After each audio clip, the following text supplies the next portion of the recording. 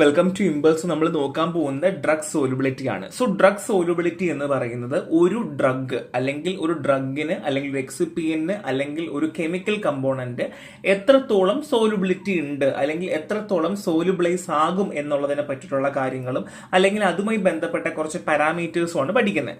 അപ്പോൾ drug solubility ആവശ്യം എന്താണ്? അതായത് ഡ്രഗ് നമ്മളെ ബോഡിയിലേക്ക് പെട്ടെന്ന് അബ്സോർബ് ചെയ്യണമെങ്കിൽ നന്നായിട്ട് സോലുബിലൈസ്ഡ് ആയിരിക്കണം. രണ്ടാമത്തെ കാര്യം, തെറാപ്യൂട്ടിക് എഫക്റ്റീവ്നെസ് കിട്ടണമെങ്കിലും അത് വളരെ അത്യാവശ്യമാണ്. ഫോർമുലേഷൻസ് എപ്പോഴും ഫോർമുലേറ്റ് ചെയ്യുമ്പോഴും ഡ്രഗ് സോലബിലിറ്റി അല്ലെങ്കിൽ അവിടെയുള്ള കെമിക്കൽ കമ്പോണന്റ് സോലബിലിറ്റി എന്ന് പറയുന്നതിന് വളരെ ഇമ്പോർട്ടൻസ് ഉണ്ട്. അപ്പം അതിൻ്റെതായ കുറെ ഫാക്ടേഴ്സും കാര്യങ്ങളുമാണ് പഠിക്കുന്നത് കേട്ടോ.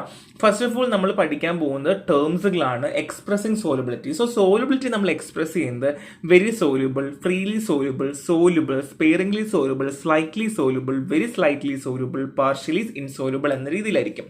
അപ്പോൾ നമ്മൾ ഇങ്ങനെ എന്തിനാണ് നമ്മൾ ഇങ്ങനെ എക്സ്പ്രസിന്റെ ആവശ്യം എന്താണ്?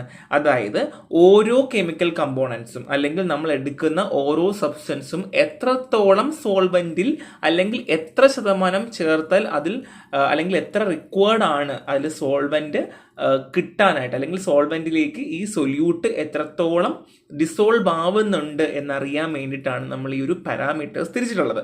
അപ്പോൾ ഇത് പഠിക്കണമെന്ന് നിർബന്ധമൊന്നുമില്ല. ഇത് നമ്മുടെ USP യുണൈറ്റഡ് സ്റ്റേറ്റ് ഫാർമക്കോപ്പി പ്രകാരമുള്ള ടേംസുകളാണ്. സോ നിങ്ങൾ മനസ്സിലാക്കി വെച്ചിരിക്കുക. എക്സാമിന് നമ്മൾ ഇത് എക്സ്പ്രസ് ചെയ്ത് എഴുതുവാണെങ്കിൽ ഇച്ചിരി നമുക്ക് നല്ലതായിരിക്കും, ഇച്ചിരി മാർക്ക് കിട്ടും, പ്രസന്റബിൾ ആയിരിക്കും എന്നുള്ളത് മാത്രമേ ഉള്ളൂ. സോ ഫസ്റ്റ് വൺ ഈ സോലുബിലിറ്റി ഇക്വിലിബ്രിയം ആണ് പറയാൻ പോകുന്നത്. സോ സോലുബിലിറ്റി ഇക്വിലിബ്രിയം എന്താണെന്ന് പറയുന്നതിന് മുന്നേ ഞാൻ ഡൈനാമിക് ഇക്വിലിബ്രിയം പറയാം.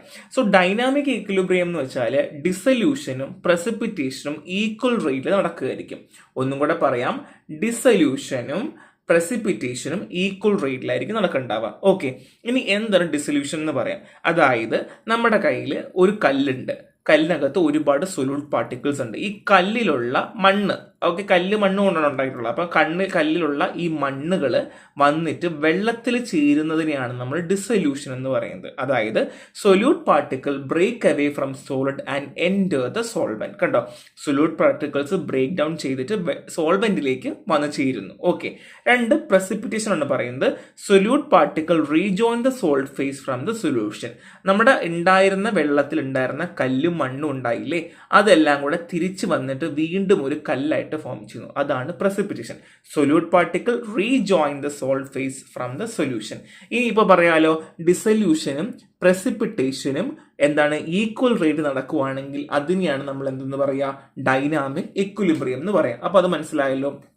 സോ സോലുബിലിറ്റി നടക്കുന്നത് ഡൈനാമിക് ഇക്വിലിബ്രിയത്തിനും ഡിസൊല്യൂഷനും ഫേസ് ജോയിനിങ് അല്ലെങ്കിൽ പ്രസിപ്പിറ്റേഷൻ എന്ന് പറഞ്ഞാൽ സൈമൾട്ടേനിയസ്ലി കോൺസ്റ്റന്റ് റേറ്റിലായിരിക്കും. ഓക്കെ, ഡിസൊല്യൂഷനും പ്രസിപ്പിറ്റേഷനും സൈമൾട്ടേനിയസ്ലി കോൺസ്റ്റന്റ് റേറ്റിലായിരിക്കും, എന്നാൽ സോലുബിലിറ്റി ഡൈനാമിക് ഇക്വിലിബ്രിയത്തിലായിരിക്കും എന്നുള്ളതാണ്.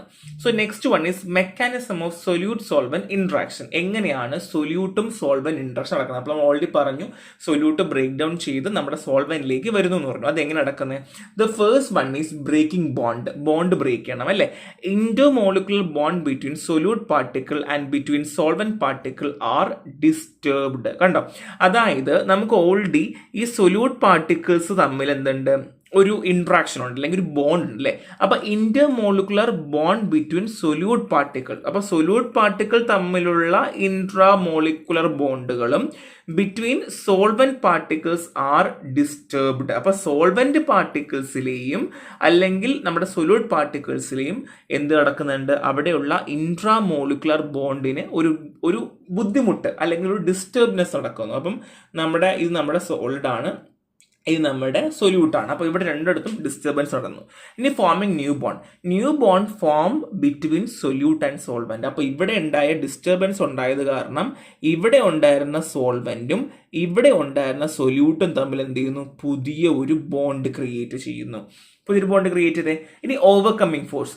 Intermolecular force of pure compound must be overcome by solution force. അതായത് ഇപ്പൊ ഓൾറെഡി നമുക്ക് ഇന്റർമോളിക്കുലർ ഫോഴ്സ് ഉണ്ടെന്ന് പറഞ്ഞല്ലേ, എന്നാൽ പ്യുവർ കോമ്പൗണ്ട്സ് ഉണ്ടെന്ന് വെച്ചോളൂ. പ്യുവർ കോമ്പൗണ്ട്സിന്റെ ഇന്റർമോളിക്കുലർ ഫോഴ്സ് എന്ന് പറഞ്ഞാൽ ഭയങ്കര കൂടുതലാണ് അല്ലെങ്കിൽ ഭയങ്കര ഫോഴ്സ് കൂടുതലാണ്. പക്ഷെ അത് ഓവർകം ചെയ്യണമെന്നുണ്ടെങ്കിൽ സൊല്യൂഷന്റെ ഫോഴ്സ് അത്യാവശ്യമാണ്.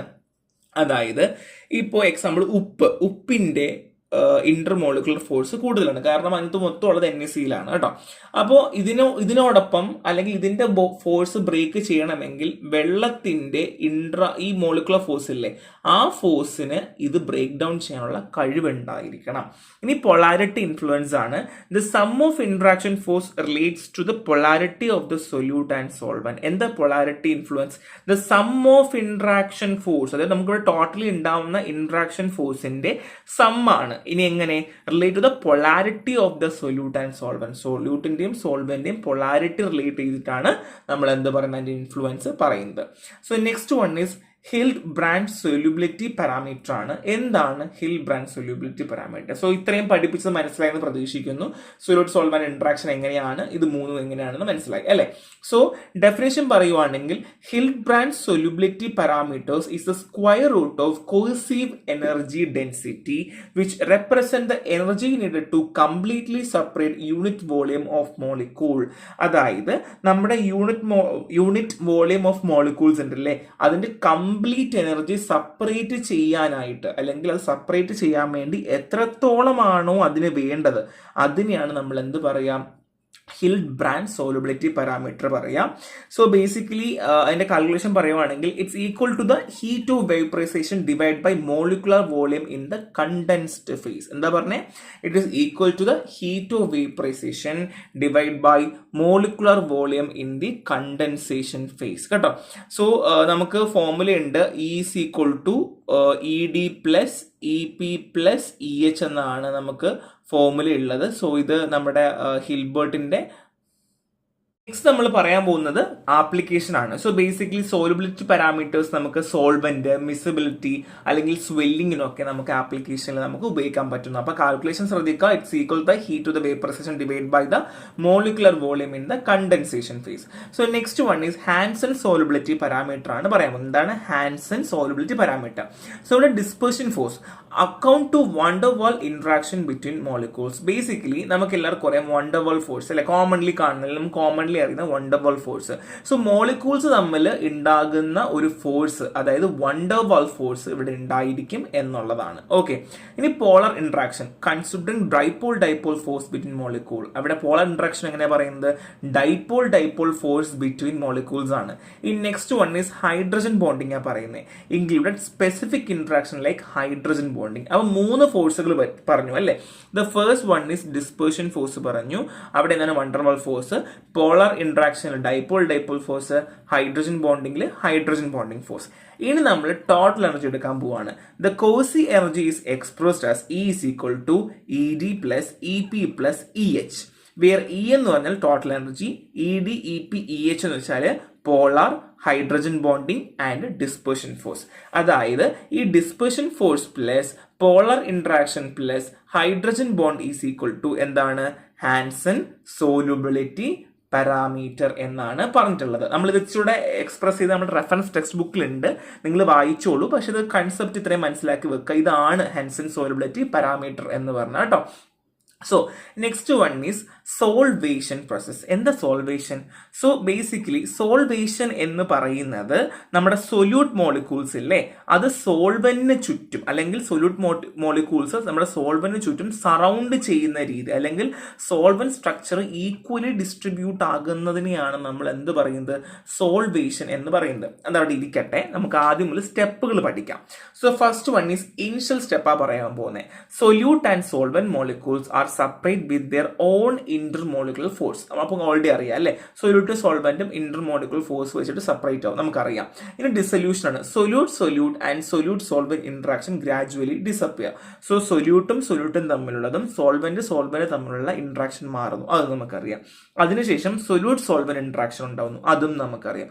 അപ്പോ create order solvation shell around solute molecule. അതായത് ഈ സൊല്യൂട്ട് മോളിക്യൂളിന് പുറത്ത് തന്നെ ഒരു സോൾവേഷൻ ഷെല്ല് ഫോം ചെയ്യുന്നു.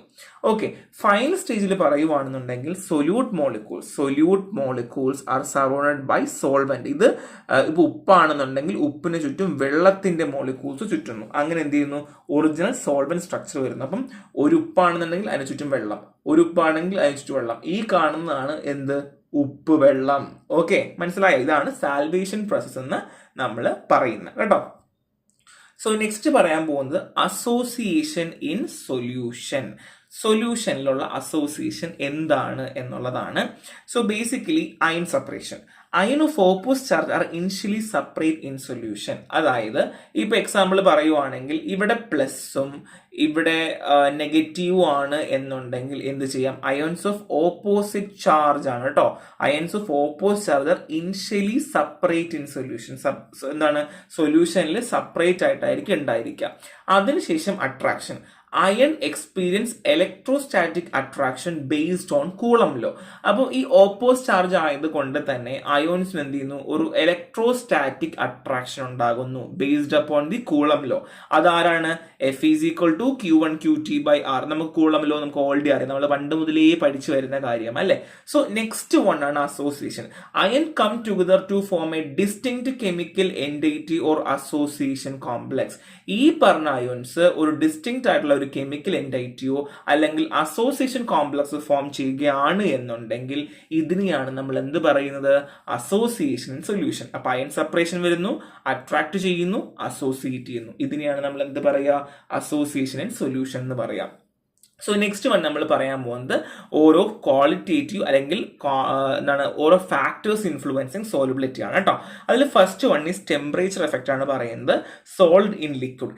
Generally solubility increase with temperature four most sold solute in the liquid solvent. Normally എന്ന് പറഞ്ഞാൽ സോലുബിലിറ്റി ഇൻക്രീസ് ചെയ്യും. എപ്പോഴാണ്? ടെമ്പറേച്ചറും ഇൻക്രീസ് ചെയ്യുമ്പോൾ സോലുബിലിറ്റി കൂടും. നമുക്കറിയില്ലേ, ഉപ്പുവെള്ളം കലങ്ങിയിട്ട് പിന്നെ കലങ്ങുന്നില്ല നമ്മൾ ഒന്നും കൂടെ ചൂടാക്കി കൊടുക്കും അല്ലേ. ഇനി ഗ്യാസ് ഇൻ ലിക്വിഡ് ആണെങ്കിൽ ഗ്യാസിന്റെ സോലുബിലിറ്റി എന്ത് ചെയ്യുന്നു? ടെമ്പറേച്ചർ കൂടുന്ന അനുസരിച്ച് എന്ത് ചെയ്യുന്നു? കുറയുവാണ് ചെയ്യുക in water and other liquid. ഇനി ഗ്യാസ് ഇൻ ഓർഗാനിക് സോൾവെന്റ് ആണെങ്കിലോ, ഗ്യാസ് ആണെങ്കിൽ കൂടുതൽ സോൾവെന്റ് ആവും ടെമ്പറേച്ചർ എന്ത് ചെയ്യുമ്പോൾ? കൂടുമ്പോൾ. കണ്ടോ, മൂന്നിലും മൂന്ന് രീതിയിലാണ്. സോൾഡ് ആണെങ്കിൽ രണ്ടും കൂടുന്നു, ഗ്യാസ് ആണെങ്കിൽ എന്ത് ചെയ്യുന്നു? ഗ്യാസിന്റെ സോലബിലിറ്റി ടിപ്പിക്കലി എന്ത് ചെയ്യുന്നു? കുറയുവാണ് ചെയ്യുക ഇപ്പോൾ ടെമ്പറേച്ചർ കൂടുമ്പോൾ. ഇനി ഗ്യാസിന് ഓർഗാനിക് സോൾവെന്റ് ആണെങ്കിലോ അത് കൂടുകയാണ് ചെയ്യുക കേട്ടോ. അപ്പൊ ഈ ഒരു വ്യത്യാസം നിങ്ങൾ മനസ്സിലാക്കി വെക്കുക. അടുത്തത് പൊളാരിറ്റി ആൻഡ് സോലബിലിറ്റി ആണ്. Polar solvent dissolve polar and ionic solutes effectively. കണ്ടോ, നമ്മളെ പോളാർ അല്ലെങ്കിൽ അയോണിക് സൊല്യൂട്ട്സുകൾ പോളാർ സോൾവെന്റ് എഫക്റ്റീവ്ലി എന്ത് ചെയ്യുന്നു? ഇതിലേക്ക് സോലുബിളൈസ് ചെയ്യുന്നു. ആൻഡ് നോൺ പോളാർ സോൾവെന്റ് ആണെങ്കിലോ dissolve non polar solute effectively. Non polar solvent ആണെങ്കിൽ എന്ത് ചെയ്യുന്നു? Non polar solute. അപ്പൊ അതായത് പോളാർ സോൾവെന്റ് ആണെങ്കിൽ പോളാർ കോമ്പൗണ്ട്സും നോൺ പോളാർ ആണെങ്കിൽ എന്ത് ചെയ്യുന്നു? നോൺ പോളാർ സൊല്യൂട്ട്സും ആയിരിക്കും ഡിസോൾവ് ചെയ്യുക. ലൈക്ക് ഡിസോൾവ് ലൈക്ക് എന്നാണ് ഇതിനെ പറയുക കേട്ടോ. So solute tend to dissolve in solvent with a similar polarity. ഇതിന് ഏതാണോ പൊളാരിറ്റി അതുമായി ബന്ധപ്പെട്ട പൊളാരിറ്റി ഉള്ള കോമ്പൗണ്ടിനെ മാത്രമേ എന്ത് ചെയ്യുള്ളൂ? സോലുബിലൈസ് ചെയ്യുള്ളൂ. സോ നെക്സ്റ്റ് നമ്മൾ പറയാൻ പോകുന്നത് ഗ്യാസ് സോലുബിലിറ്റി ആൻഡ് പ്രഷർ ആണ്. സോ എന്താണ് gas solubility and pressure? So അതിൽ നമുക്ക് പറയുന്നത് ഹെൻറി ലോ ആണ്. The solubility of A gas is directly proportion the pressure of the gas above the liquid. കണ്ടോ, ഒരു സോലുബിലിറ്റി ഓഫ് എ ഗ്യാസിന്റെ solubility എന്ന് പറയുന്നത് directly proportion the pressure of the gas. കണ്ടോ, അതായത് ഇപ്പം ഇതൊരു സർഫസ് ആണ് വെക്കുക. ഇവിടെ സോലുബിലിറ്റി ഓഫ് ഗ്യാസ് എന്ന് പറയുന്നത് directly proportion to the pressure of the gas കൊടുക്കുന്ന പ്രഷർ ആയിരിക്കും above the liquid. Okay, so mathematical expression ഉണ്ട്. P is equal to Kc ആണ്. K എന്ന് വെച്ചാൽ ടെമ്പറേച്ചർ ആൻഡ് ഡിപ്പെൻഡ് കോൺസ്റ്റന്റ് ആണ് സ്പെസിഫിക് റേഞ്ച് കേട്ടോ. So next one is practical example ആണ്. Carbonate drink release bubble when the bottle is open. എങ്ങനെയാണ്? നമ്മൾ carbonate bottles ഒക്കെ നമ്മൾ തുറന്നു കഴിയുമ്പോൾ എന്ത് സംഭവിക്കും? നമുക്ക് ചെറിയ ബബിൾസുകൾ ഇങ്ങനെ ഫോം ചെയ്ത് മേലേക്ക് വരില്ലേ? അതെന്താണ്? അത് ഈ പ്രഷറും ഗ്യാസ് സോലുബിലിറ്റിയും കാണിക്കുന്ന ഒരു എക്സ്പെരിമെന്റ് ആണ് കേട്ടോ. So next one is molecular size and solubility. So molecular solubility. So large molecules ആണെങ്കിൽ പെട്ടെന്ന് സൊല്യൂട്ടിൽ സോലുബിലൈസ് ആവൂ? ഇല്ല അല്ലെ, ഡിഫിക്കൽട്ട് ആയിരിക്കും. ഇനി സ്മോളർ മോളിക്യൂൾസ് ആണെങ്കിലോ പെട്ടെന്ന് ആവുകയും ചെയ്യും. അതുമാത്രമല്ല ആ സൊല്യൂട്ടിന്റെ പുറത്ത് ആ സൊല്യൂഷന് വന്നിട്ട് എന്ത് ചെയ്യാൻ പറ്റും, അല്ലെങ്കിൽ ആ സോൾവെന്റിന് വന്ന് എന്ത് ചെയ്യാൻ പറ്റും, വന്ന് കോട്ട് ചെയ്തിരിക്കാനും പറ്റും എന്നുള്ളതാണ്. അപ്പം ലാർജ് മോളിക്യൂൾസ് ആണെങ്കിൽ generally less soluble due to difficulty in surrounding the solvent molecule. ഇപ്പൊ ലാർജ് മോളിക്യൂൾ ആണെങ്കിൽ ഈ സോൾവെന്റ് വന്ന് ഇങ്ങനെ ഇരിക്കുക എന്ന് പറഞ്ഞാൽ ബുദ്ധിമുട്ടാണ്. ഇനി സ്മാൾ മോളിക്യൂൾ ആണെങ്കിലോ ഇങ്ങനെ വന്നിരിക്കാൻ ഭയങ്കര എളുപ്പമാണ്. സോ ജനറൽ റൂൾ പറയുവാണെങ്കിൽ അണ്ടർ ഐഡന്റിക്കൽ കണ്ടീഷൻ, ഇപ്പം നമ്മൾ ലാർജർ മോളിക്യൂൾസിനും സ്മാളർ മോളിക്യൂൾസിനും ഒരേ ടെമ്പറേച്ചർ ഒരേ പ്രഷർ നമ്മൾ കൊടുക്കുവാണ് എന്നുണ്ടെങ്കിൽ, സെയിം പൊളാരിറ്റി കൊടുക്കുവാണ് എന്നുണ്ടെങ്കിൽ പോലും സ്മോളർ മോളിക്യൂൾസ് ആയിരിക്കും എന്ത് ചെയ്യുക, മോർ സോല്യൂബിൾ എന്ന് പറയുന്നത് കേട്ടോ. സോ ആ ഒരു വ്യത്യാസം ഇതിലുണ്ട്. So next one is string and solubility, stirring and solubility. So എന്താ സ്റ്റിയറിംഗ്? ഇളക്കുക, അത് തന്നെ അല്ലേ. സോ ഇനിഷ്യൽ ചെയ്യുന്നത് solute particle are concentrate in one area of the solvent. So നമ്മുടെ കയ്യിൽ നമ്മൾ ഇതിൽ ഉപ്പ് ഇളക്കാൻ പോവാ. സോ ഇത് ഗ്ലാസ്സിൽ വെള്ളം ഉണ്ട് കേട്ടോ. സോ ഒരു ഭാഗത്ത് നമ്മൾ ഉപ്പിടുന്നു, ഉപ്പിട്ടതിന് ശേഷം സ്റ്റിയറിംഗ് പ്രോസസ്, മെക്കാനിക്കൽ ആക്ഷൻ നന്നായിട്ട് എന്ത് ചെയ്യുന്നു, ഇതിന് നന്നായിട്ട് നമ്മൾ സ്റ്റിയറിംഗ് ചെയ്യുന്നു. പിന്നെ ഡിസൊല്യൂഷൻ ആക്സിലറേറ്റ് ചെയ്യുന്നു. പിന്നെ ഇച്ചിരി കൂടെ സ്പീഡ് കൂട്ടിയിട്ട് നമ്മൾ സോലബിലിറ്റി ഫുള്ളി ഡിസ്ട്രിബ്യൂട്ട് ചെയ്യുന്നു. ഇതിനെയാണ് നമ്മൾ സ്റ്റിയറിംഗ് ആക്ഷൻ അല്ലെങ്കിൽ സ്റ്റിയറിംഗ് ഓഫ് ദ സോലബിലിറ്റി എന്ന് പറയുന്നത്. പിന്നെ diffusion in biological system. So basically biological സിസ്റ്റത്തിലെ ഡിഫ്യൂഷൻ എങ്ങനെയാണ്? സോ നമുക്ക് ഇതിൻ്റെ ഒരു പാർട്ട് 2 കൂടെ ഉണ്ട്. ജസ്റ്റ് ഇവിടെ ഡെഫിനിഷൻ മാത്രം പറഞ്ഞു പോകാം. So, mass transfer of individual molecule caused by random molecular motion based on kinetic energy, charge and mass. അതായത് ഓരോ ഇൻഡിവിജ്വൽ മോളിക്യൂൾസുകളും റാൻഡംലി മൂവ് ചെയ്യും. എങ്ങോട്ട് മൂവ് ചെയ്യുന്നു? അതായത് ഓൺ ബയോളജിക്കൽ സിസ്റ്റം. അത് കൈനറ്റിക് എനർജി, ചാർജ്, മാസ് കാരണമാകാം. സോ ഫാർമസ്യൂട്ടിക്കൽ ആപ്ലിക്കേഷൻ പറയുവാണ് എന്നുണ്ടെങ്കിൽ ഒരു ഡ്രഗ് നമ്മളെ ബോഡിയിലേക്ക് റിലീസ് ചെയ്യണമെങ്കിൽ ഈ ഡിഫ്യൂഷൻ വളരെ അത്യാവശ്യമാണ് എന്നുള്ളതാണ്. ഇൻഫ്ലുവൻസിങ് ഫാക്ടേഴ്സ് ഉണ്ട് കേട്ടോ. ഡ്രഗ് ട്രാൻസ്പോർട്ട് റേറ്റ്, പിന്നെ physico chemical property, nature of the membrane, concentration gradient. കാര്യം ഹയർ ടു ലോവർ കോൺസെൻട്രേഷൻ ആണെങ്കിൽ പെട്ടെന്ന് മൂവ് ചെയ്യും, അപ്പോൾ അതിൽ വ്യത്യാസം ഉണ്ടായിരിക്കും. പിന്നെ നേച്ചർ ഓഫ് ദ മെംബ്രെയിൻ എല്ലാം കടത്തിവിടത്തില്ല, ചിലത് മാത്രമേ കടത്തിവിടത്തുള്ളൂ. അപ്പോൾ അങ്ങനെയൊക്കെയുള്ള കാര്യങ്ങളൊക്കെ ഉണ്ട്. സോ ഇത്രയേ ഉള്ളൂ, ഒരു സിമ്പിൾ ചാപ്റ്റർ ആണ്. അതിൻ്റെ ഒരു പാർട്ട് 1 ആയിട്ടേ ഉള്ളൂ. സോ നിങ്ങൾ ചെയ്യേണ്ടത് റെഫറൻസ് നോട്ട് കൊണ്ടൊന്ന് വായിക്കുക. ഈ എല്ലാ സംഭവം അവിടെ ഉണ്ട്, പക്ഷെ ഒന്നും കൂടെ വായിക്കുമ്പോൾ നിങ്ങൾക്ക് ഒരു ഐഡിയ കിട്ടും. സോ നെക്സ്റ്റ് ക്ലാസ്സിൽ കാണാം. Thank you.